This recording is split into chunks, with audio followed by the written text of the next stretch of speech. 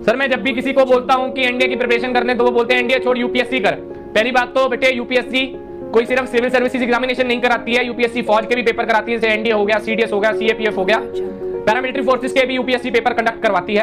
ठीक है, तो पहली बात तो ये जो आपको बोलता है यूपीएससी की तैयारी करो, वो ये बात भूल जाते हैं कि एनडीए से भी आप A1 गस्टेड ऑफिसर की पोस्ट पे लगते हैं। और मेरे हिसाब से आपके ऊपर भी एक बहुत बड़ी, हाँ आईएएस आईपीएस के ऊपर भी जिम्मेदारी होती है, बट उनकी पब्लिक डीलिंग ज्यादा होती है। जो फौजी होते हैं उनके ऊपर पूरे देश की जिम्मेदारी होती है।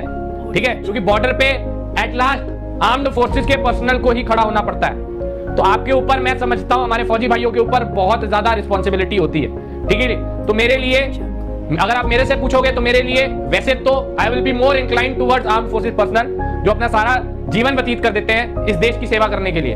ठीक है, तो फौज को सिर्फ डेडिकेटेड लोगों की जरूरत है। Where if I compare it with IAS and IPS, तो वहां पे हाँ बिल्कुल उनको भी देश की सेवा करने का मौका मिलता है, बट बच्चे पेपर इसलिए देते हैं वो पावर के जुनून के लिए देते हैं, क्योंकि आईएएस और आईपीएस को हमारी सोसाइटी बहुत अच्छी निगाहों से देखती है, बिकॉज पोजीशन बहुत अच्छी है, तो वो पावर के लिए बच्चा जाता है। But if I compare it with NDA, किसी सैनिक स्कूल के लड़के से पूछना, किसी आरआईएमसी वाले से पूछना, या जो एनडीए के लिए बहुत ज्यादा जुनून रखता है, अगर आप उससे पूछोगे तो उसका आंसर ये होगा कि मुझे पावर के लिए नहीं जाना, वहां पे मुझे अपने देश की सेवा करनी है, मुझे वो कंधों के ऊपर सितारे चाहिए, इसलिए मुझे इस फौज में जाना, मुझे वो वर्दी पहननी है, इसलिए मुझे वो फौज में जाना। ठीक है।